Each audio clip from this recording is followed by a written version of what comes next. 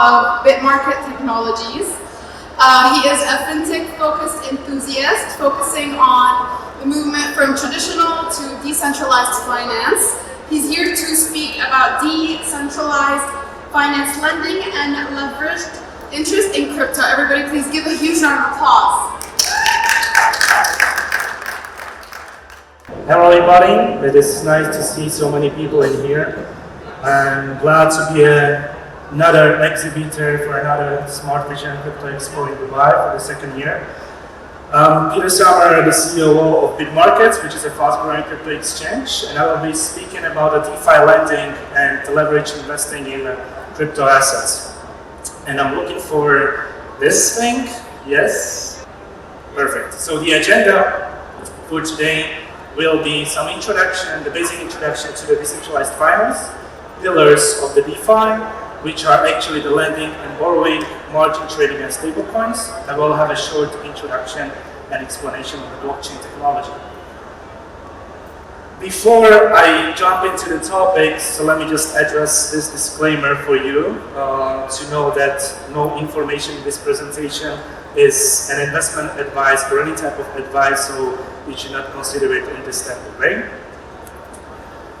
So decentralized finance and its key factors. For the decentralized finance to be, or for the finance to be decentralized, we need the three important factors, which are cryptography, blockchain, and smart contracts. Cryptography is usually known as encrypted messages sent throughout the networks. Blockchain, we will have one slide on that explanation after this one. And smart contracts are actually the contracts for these tokens and cryptocurrencies or exchanges that you want to have some trading activity on. So blockchain, just a quick explanation. Maybe some of you already know how the blockchain works. Maybe we have people here that still like some education on the actual transaction happening on the blockchain. So we have a transaction that is requested and authenticated.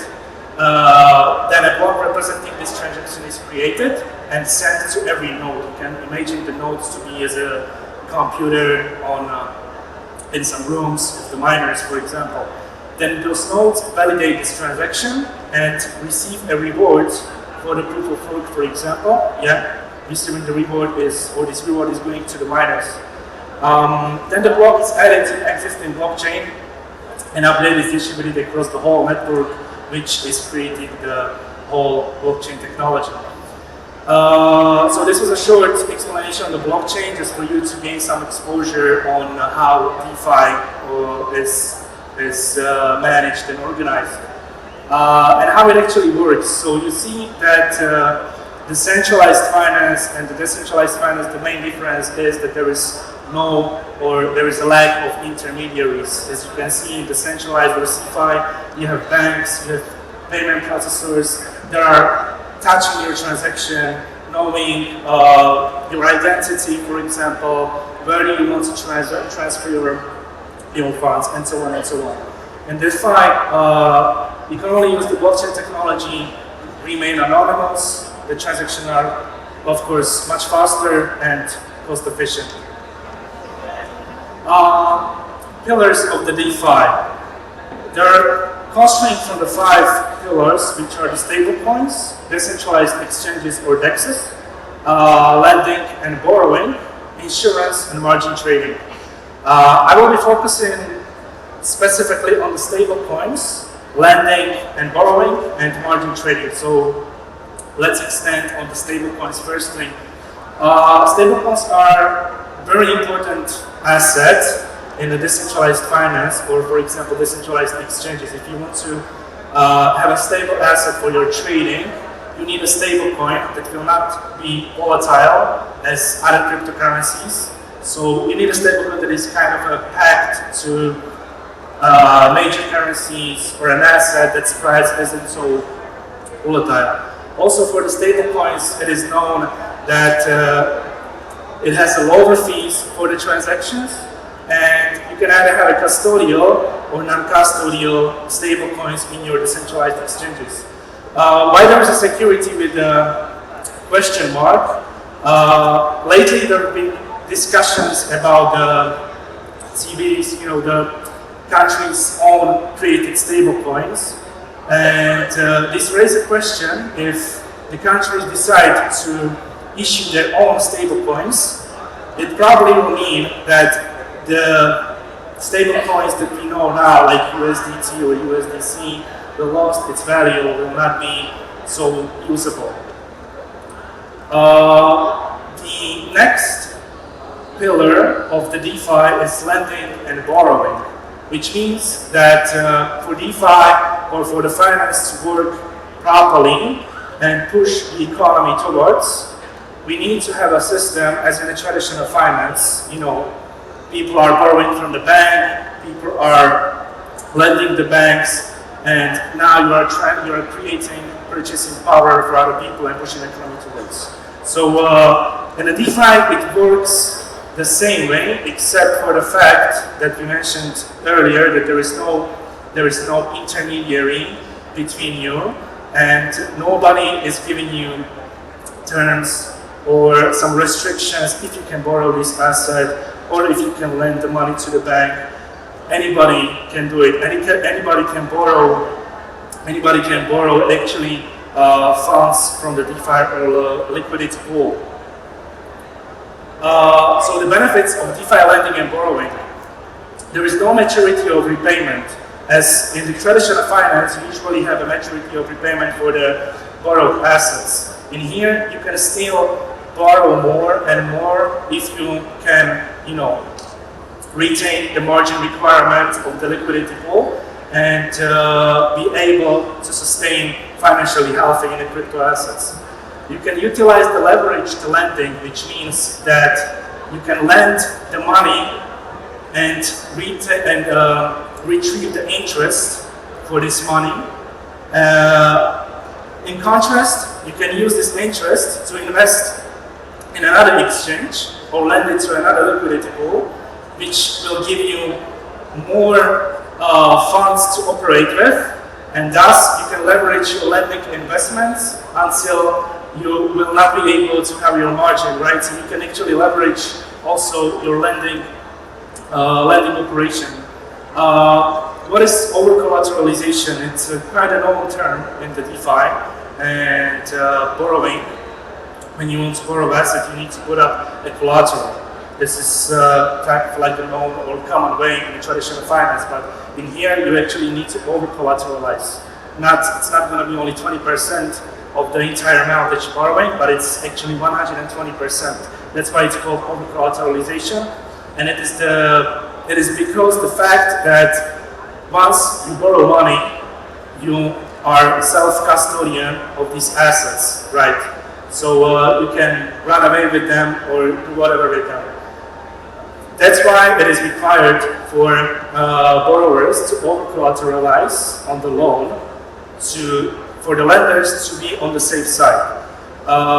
Is it a disadvantage for the borrowers? I don't think so, because they can use these funds, these borrowed funds to, for example, if you put Ethereum in the liquidity pool and borrow USDT in return, you can do anything with your USDT.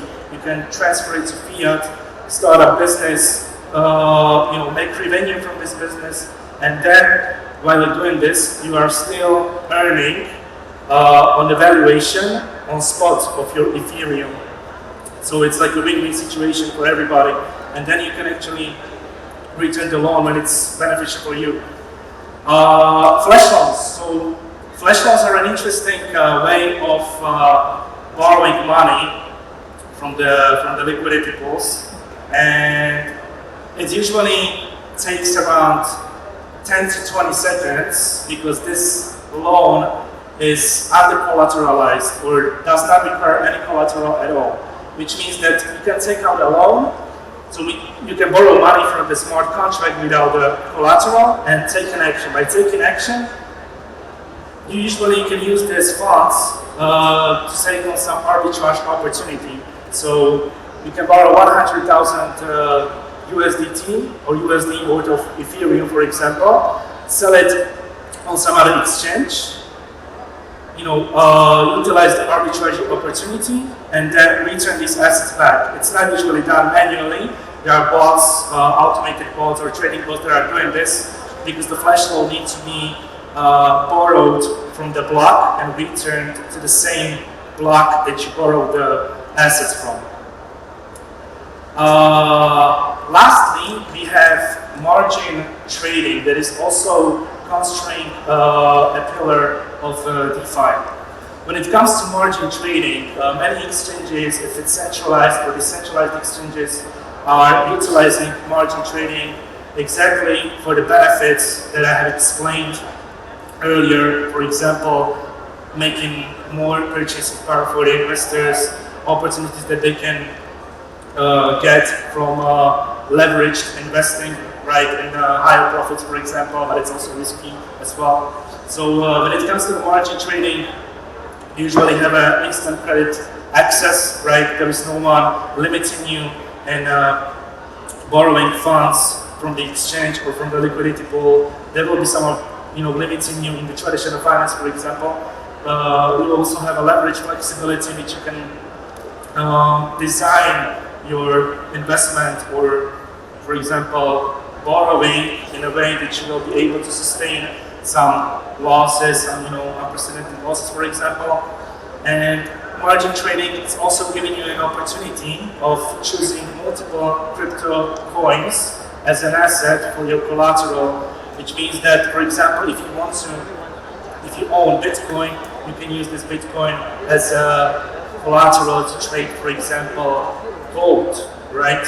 And why I'm mentioning gold, to me, I'm seeing gold as an interesting investment this year because of the interest rates, which are still getting higher, and many corporations are laying off, employees. So my little opinion or analysis, which I'm going through on a daily basis, is that in the end, the government or the Fed will need to start, printing money again to support these corporations that are suffering now from the higher interest rates. So when they start printing money again, we can see another huge, maybe, increases in gold valuations, right? So, at BITmarkets, we can offer you gold investing, which is pegged to Tether. You will find gold Tether on our spot markets or margin platform. On margin platform, you can actually use, as I said, your Bitcoin or any type of asset that you have to put up as a margin. And while you are investing in a gold, you can also benefit from the higher valuations of the Bitcoins. So those are the benefit from the spot and margin valuations. Right. So that's it from my side. Thank you so much for hearing this presentation, and I wish you a nice rest of the day.